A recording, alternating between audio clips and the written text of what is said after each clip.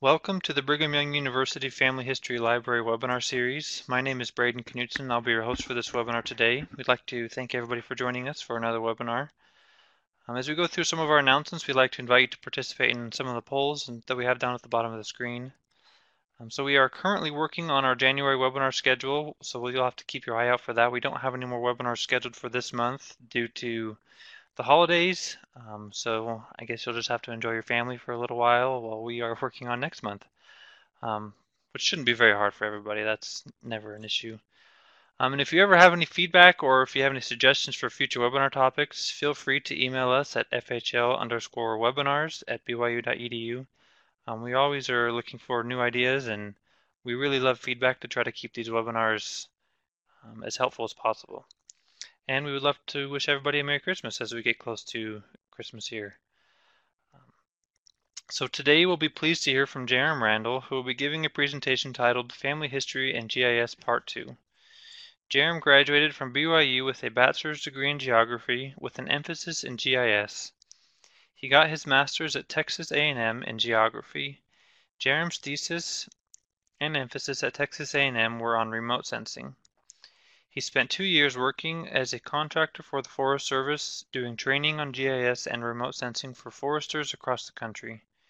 Jarom has been here at BYU for about 10 months running the Geospatial Services and Training Lab. And as we get the time turned over to Jarom, we'll remind you about our comments and questions box on the right hand side of the screen. If you have any questions during the presentation, feel free to submit them and we'll get them answered by the end. Time over to Jarom.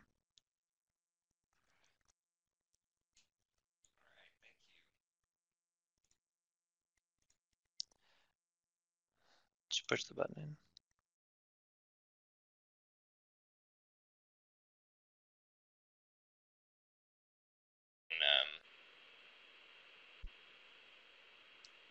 All right, thank you.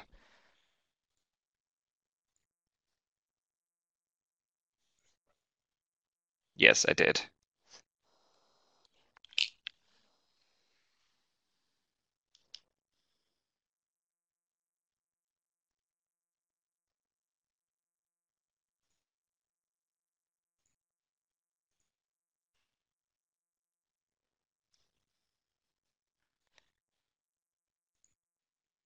All right, so today I'm going to be talking about using specifically some GIS apps and story maps. In the last GIS webinar, which I think was a little while ago, the person who held the position before me, he went over what GIS is and how to use some of the basic GIS things with family history. And so I'm going to cover some of those again really quickly, and then maybe do a little bit more hands-on of some specific resources that utilize GIS, or show you some ways that you can possibly use GIS in family history work. And so some of these things might be a review from what he did, but I might go a little bit more in depth, or there may be some things you've definitely already seen on the internet. If you've been doing a lot of family history, there may be something you've seen, but if not, hopefully you'll see some new things. So, quick review on what GIS actually is. It technically means Geographical Information System. And so basically it's a software that we use for the display and manipulation of geographic or spatial data. So anything that has a location that we can map. And so that's actually pretty broad. GIS can be used for a lot of different things, whether it's mapping utility lines in a city or parcels in a city, or finding the the average biomass of a forest, or looking at where the best place to put a business is. There's lots of different applications, and anything that has a spatial component or something where you can locate something, you can use GIS to help you with that. So technically belongs to what we call the family of geospatial technology. And so, as was mentioned before I came here, although I've had a lot of experience in GIS, I was doing remote sensing for the Forest Service, and that was typically involving more of like imagery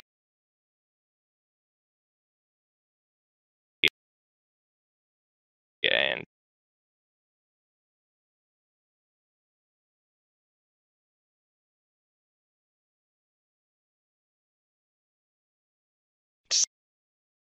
satellite imagery, stuff you see on Google Maps to do research with. And so that also is in kind of that family of geospatial technology as well.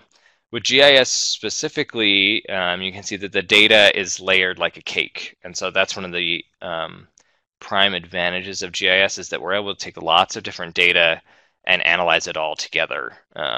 This little example in the right is an example of real world, where we have different land usage, we have the elevation, we have different parcels with land ownership, and then we have streets, customers. We have all these things that we can kind of lay on top of each other and then look at how they're used. And then features on the map, such as the customers, are going to have attributes. They're going to have a name. They're going to have a size if it's like a parcel, a type if it's some sort of thing that can be classified, such as population. Lots of different things that we basically, anything that can have an attribute has an attribute for GIS. So GIS can be very simple, but is often complex. I have a lot of students in the lab that I work here that come in and kind of say, how did you learn this? Like, did you just do it on your own? And I said, no, I went to, 7 years of school to learn how to do this. But that being said, you do not need to go to 7 years of school to learn how to do some simple GIS things. And so hopefully I'm going to show you some simple tools you can either just utilize that use GIS, where you don't really need to even have any knowledge of it, or some other tools that you may be able to use to help share some family history. So some previous webinars, if you haven't looked at these yet and you're more interested in GIS or using maps and family history or those kind of things, these are some webinars that the Family History Library here has already produced that I strongly suggest that you watch if you want a more basic understanding, especially if you haven't really done much with maps yet. Look at those 2 maps webinars, and then for a more basic overview of how you can use GIS, like I said, the webinar there by Blake, who came for me, he gives a really good overview of what GIS is and some tools to help find data out there using GIS as well.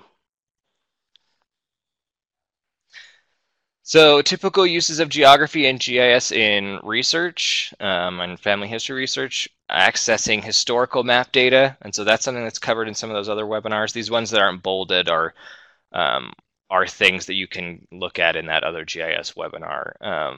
Looking at historical map data, overlaying period maps with current maps. So if you've got an old map or you found one somewhere, but when you get it into a digital format, it doesn't necessarily line up in the real world, right? And so we have to take the place and put it where it's supposed to be.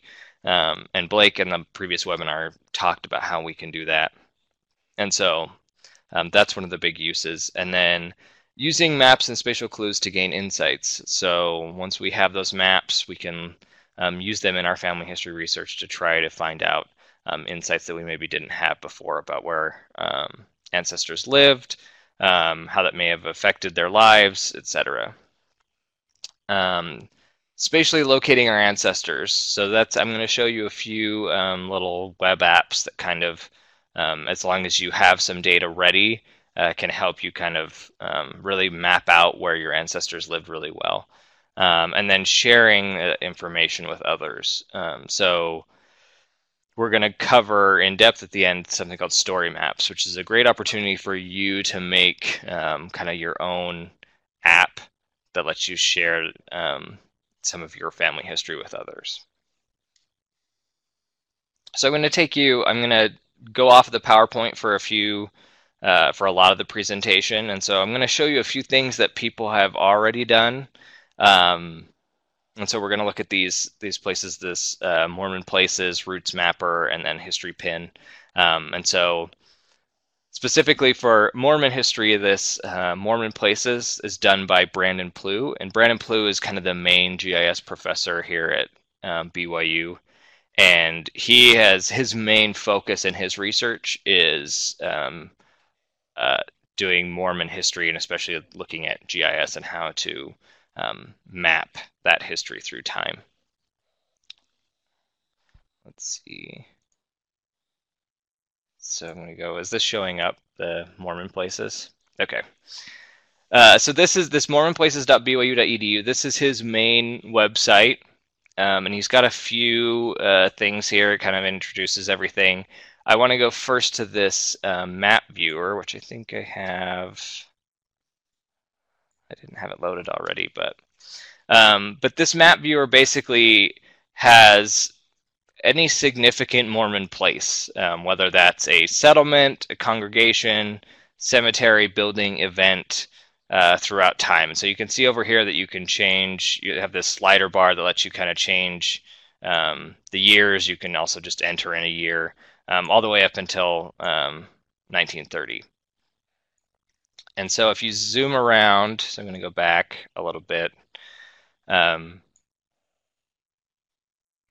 you can zoom in and kind of click on these areas and get a little bit more information from what they have in there. So let's actually go up a little bit.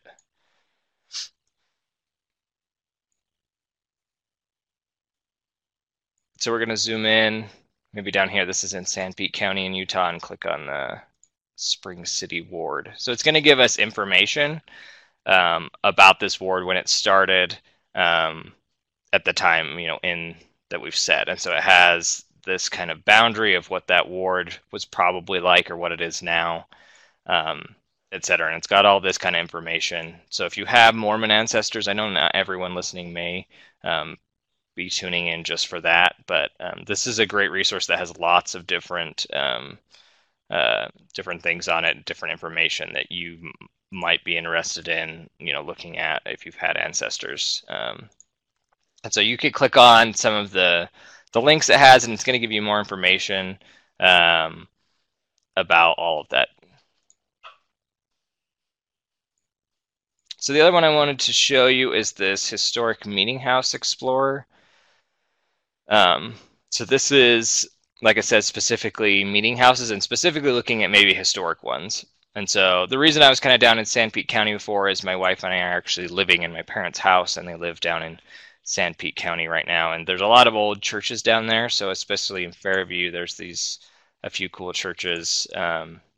This one they refer to as the Old Rock Chapel, even though it just says Fairview North Ward Meeting House. But it has information here. We've got pictures. You can see that Dr. Plew actually took a lot of these pictures himself. I know this is one of his interests, is finding these old church meeting houses that are still there and finding the information about them. And so this is kind of what we can do with GIS. Now this is a little bit more advanced. Obviously he spent a lot of time on it, but this is what GIS is able to help us do, is to geographically help us locate these areas and bring us information that maybe we didn't have in the past.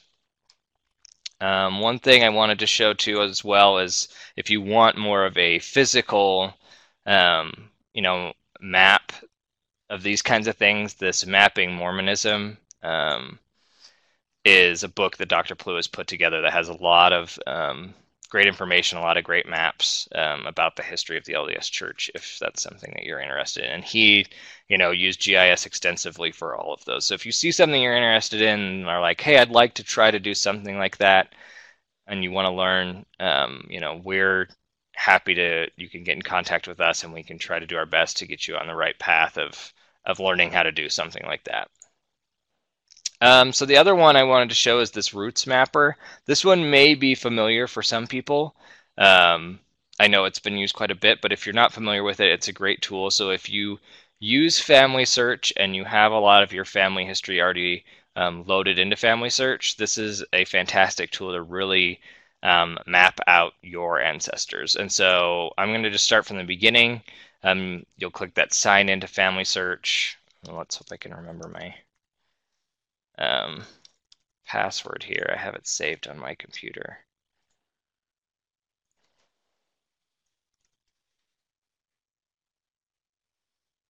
All right, there we go.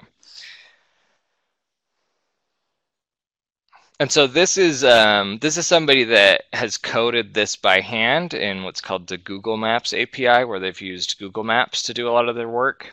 And so once you put in your information, you're going to see here that it brings up kind of your first record, very similar to what you see in Family Search. And it's going to plot, I think, 3 generations back regardless. And so you can see that it's going to plot typically where they were born, I think, first. I think there's a way for you to change that, but I am not positive. But if you click on one of those ancestors, it's going to have the information you can see from Family Search. If you click this expand tool, you can go back even more generations.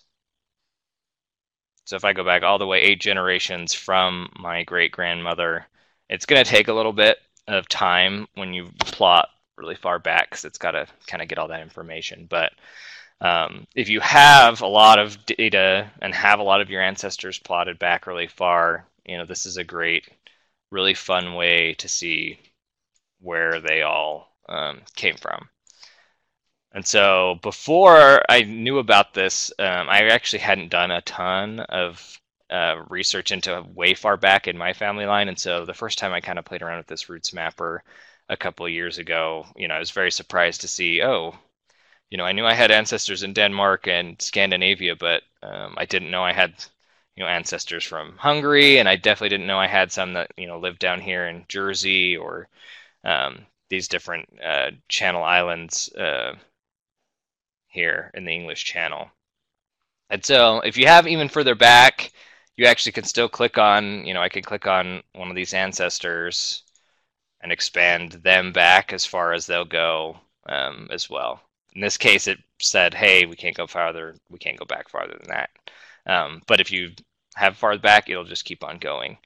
And so there's a lot of other options over here. You can turn the lines on and off, the pins on and off, countries, those kinds of things. And so they've added a lot of tools from the last time I've used it where you can expand the pedigree chart over here, look at country statistics of where they're actually, where your ancestors are actually coming from and which island or, numbers in that area. And so this GIS, this is something that's a little bit more difficult to do on your own. This is something even I, with all my experience, could not really sit down and just code by hand, but luckily we've had somebody else that's done it already for us. And so if you didn't know about this tool, I hope this is something that's kind of gotten you excited and you say, hey, this is pretty neat to be able to map out all these. And obviously I've only mapped out a small part of my family tree here on this one, but I've used it a lot to kind of explore where people are from. One thing to keep in mind is that, it's pulling all this information from Family Search. So if there's data on Family Search that isn't quite correct or not complete, some of it may not be completely accurate. It's going to go off of what it's getting there from Family Search. So that's Roots Mapper. So then let's go to this history pin. This is one that I found while doing research kind of for this about where you can search for a place and people will have put kind of their own history of a place. So for example, we'll do the one that they say like London. And some places have more than others, and that's the whole point, is that you are encouraged to go in and share history of a certain place. But you can zoom in, click on certain things. I'm actually gonna not, because there's so many in London, I'm actually gonna go back out. I know that not as much has been done for areas in Utah. I'll see if I can get this to work. It's kind of being a little uncooperative right now.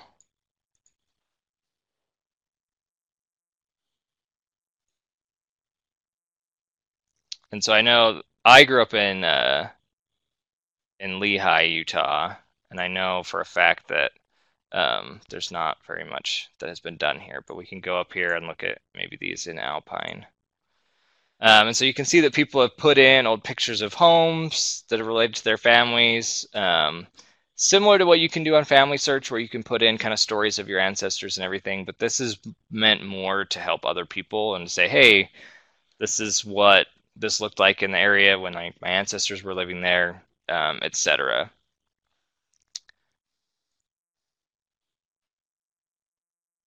And so this is just another fun way that this is another app that basically has utilized GIS that you can kind of explore, go to places that maybe your ancestors are from, look at those pictures, see what it was like, etc. And so I kind of wanted to show you these, especially the Roots Mapper and the Mormon Places, to kind of give you an idea of some of the tools available, primarily online with GIS and family history. So let's go back real fast to our PowerPoint. So like I said, some of those are a little bit more difficult to just kind of do on the fly, but there are other things we can do that are easier, that are more accessible for anyone to access, and those are called story maps. And if you saw the first webinar, Blake did touch on story maps, and I'll show a story map that he actually created, but I want to kind of go into just a little bit more detail of how you yourself can actually do that and get into story maps. So they're a more accessible way for you to share your family history. There's multiple formats, and I'll kind of briefly go over those, where you can kind of showcase your knowledge. And it doesn't take any previous GIS knowledge to use this. In our lab, if you are willing to either call us or come in, like, we're willing to help you as long as we have the time to get started on story maps and kind of start working with these.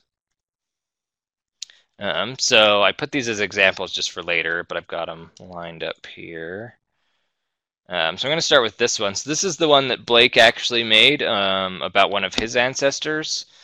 And so all three of these ones are in what's called the story map journal mode, where you kind of scroll through.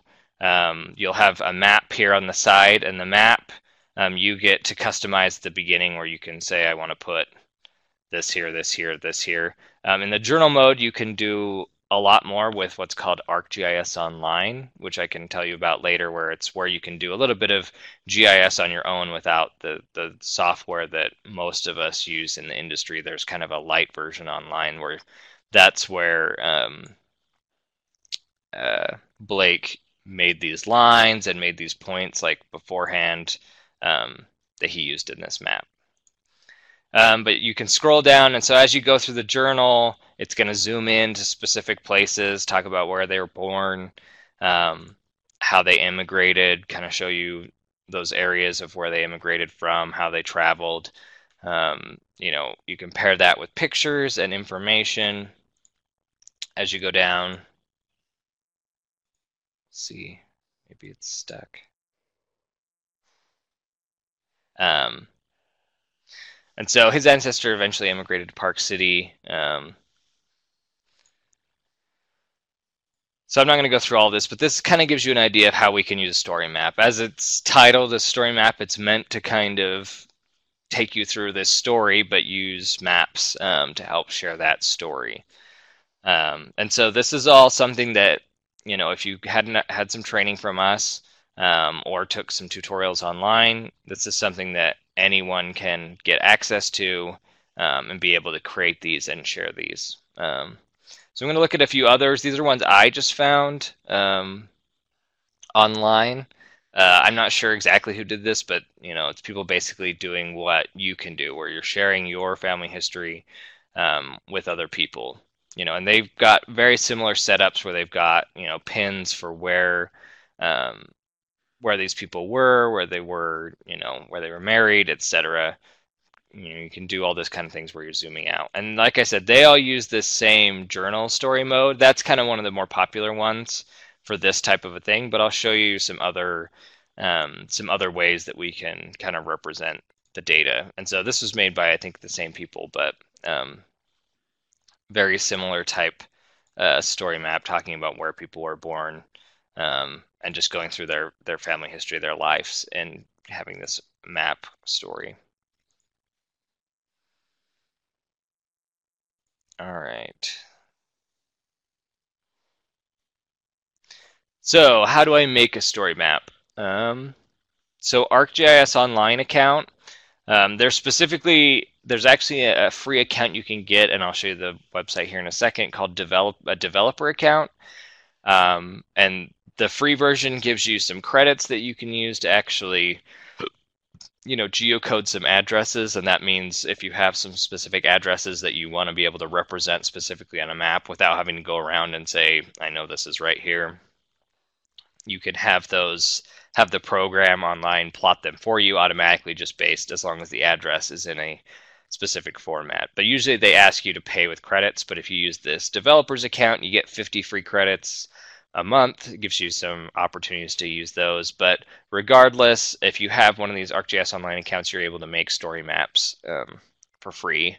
And the beginning accounts are free as well. And so then from there, you'll go to this storymaps.arcgis.com to be able to do that. And so, like I said, there's multiple types of story maps, and so I'm going to walk you through some of them. Some of the ones I made for classes here at BYU that are not specifically family history oriented, but you should be able to get an idea from the layout of how they may fit what you want to do.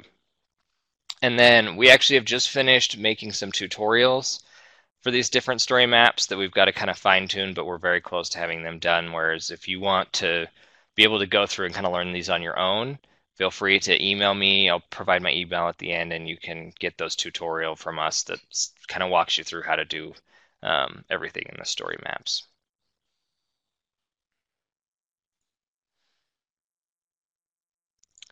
So here's what I talked about. If you go to developers.arcgis.com, you can start doing this sign up for free, and it's going to take you in, and you'll be able to just sign up for free and get these 50 free credits. And so there's app builders. So besides story maps, there's apps that you can build on your own. Like I mentioned, some credits, etc. All these different things that you're able to use with ArcGIS Online.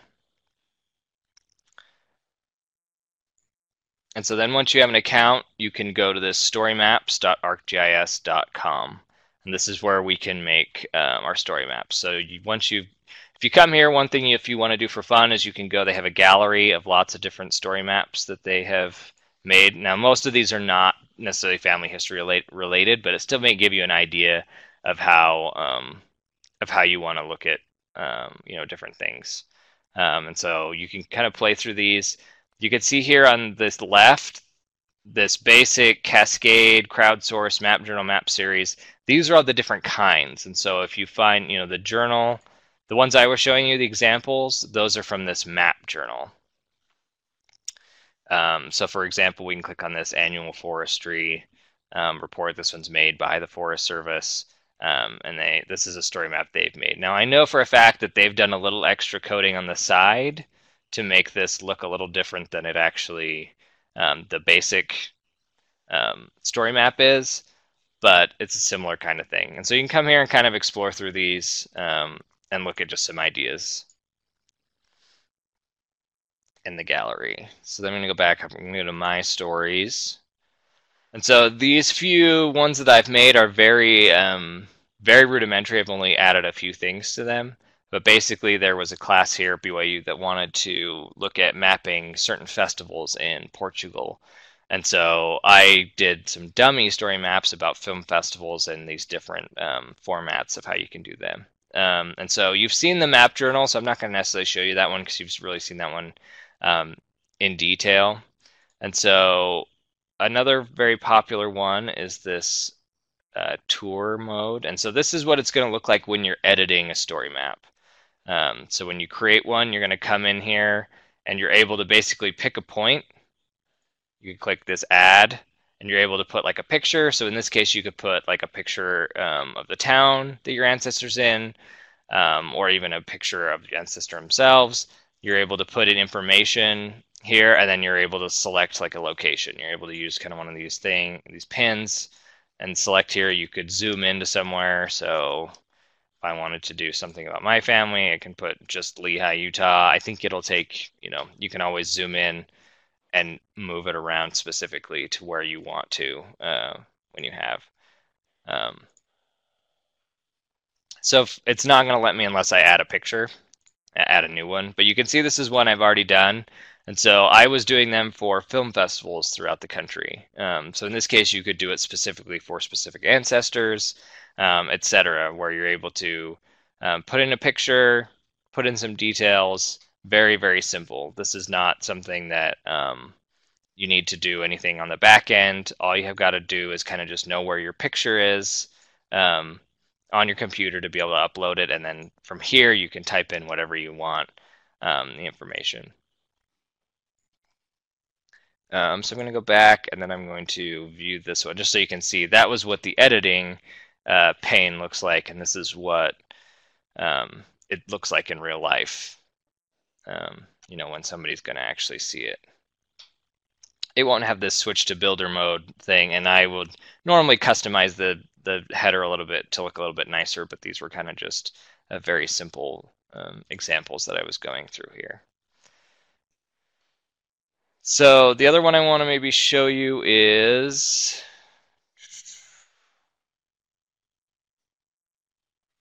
this short list tabs, and then maybe I'll show you the cascade.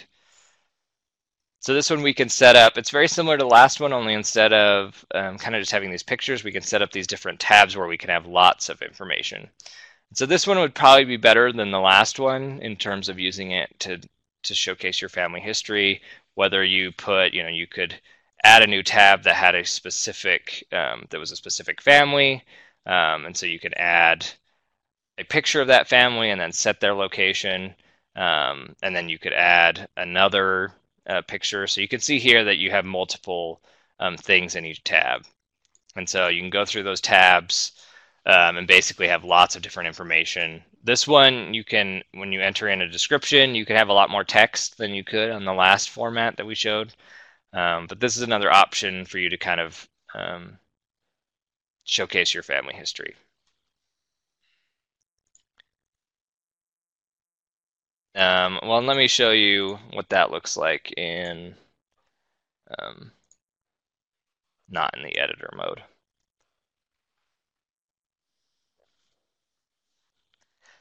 So again, it's very simple because I didn't spend a ton of time on it, but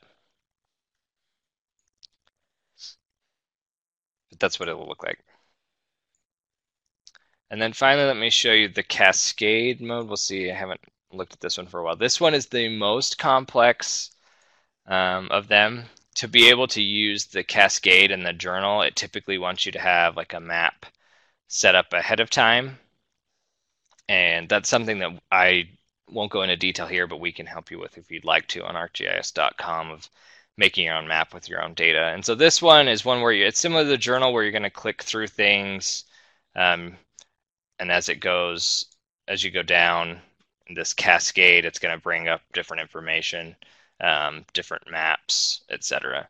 I don't think this one is probably the best suited for family history. I think the best is probably the map journal, the one, these kind that I showed you before, or possibly that last one with the tabs.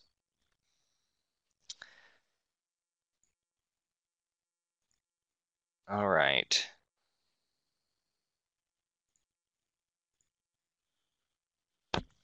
So we've talked about how to kind of make a story map. I know I breezed through that, but again, if you want to know more information, feel free to contact us and we can get you started on making those. So where do I go from here with GIS? So what can you do with GIS? So we showed a few examples. Again, I would recommend watching the tutorial or the webinar with Blake. He gives you more information if you're actually like looking for information. If you're looking for geographic places, if you're looking for cities that your ancestors may have lived, if you have maps that you're wanting to display on the computer, all those things were covered in the first tutorial or webinar that we did about GIS. So from there, my goal with this one is to kind of show you, here's some stuff you can do with GIS that's a little bit more advanced, where you can look at those tools online and see what's out there that is available, or possibly creating your own story maps that you can share with other people. So most GIS, like I have said, requires the use of expensive software. That free version, ArcGIS Online, allows you to make some maps online in a limited form and then use them in story maps. So it's something that you can do for free. It looks like there's a typo. I meant for this to say if you can get access to ArcGIS, then take a Coursera course. So if you haven't heard of Coursera, it's a free, they have a lot of free online classes, but I know specifically there's one if you're interested in GIS that you can take for free that will give you a free use of that software and take you through it on how to use it more extensively. Um, Make a story map. If you're just wanting to be able to share something with others about your family or your family's history, story maps are a really fun way to be able to do that. And then, last but not least, if you really want to get into it, you can learn how to write your own code and your own make your own kind of apps, like we've seen online today. Like I mentioned, if you go further in ArcGIS, they have apps that you can make your own that are maybe more customizable that will do more than just like what a story map would. Um, that's kind of way down the line if you really get into this and really want to do things. So some of them are difficult things, but you can still create really great content for free just to start off, as you've seen. So if you have questions and you're able to, I know not everyone is living in Utah, but um, you can feel free to email our lab at geospatial@byu.edu. So either me or the main librarian who's in charge of geospatial technologies, we receive all those emails. I also have students that can help as well. So you can email me at geospatial@byu.edu, or if you want to call, that's my office phone number there, and then also my office in the library. If you're familiar with where um, the family history library is, we're still on the second floor. You just have to go up that small All set of right, well, thank steps you up very to where much. the At the science moment, and we don't have engineering any section. questions. So if there are any questions, please feel free to write those in and we'll have Jeremy answer them for you. GIS can be a lot of fun for family history and it can be a pretty good resource for learning more about how your ancestors lived. It's pretty neat. Um,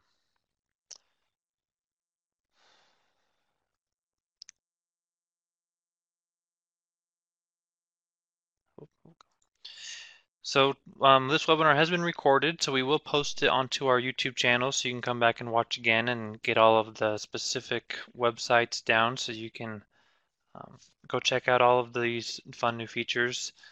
And be sure to follow us on our social media accounts so you can stay up to date on what's going on here at the BYU Family History Library. If you have any time, please feel free to give us a little bit of feedback for today's presentation and how we can continue to make our webinars better. And if you didn't get a chance, please take some time to answer the polls as well. And we hope to see you next time and hope everybody has a wonderful holiday season. Thanks.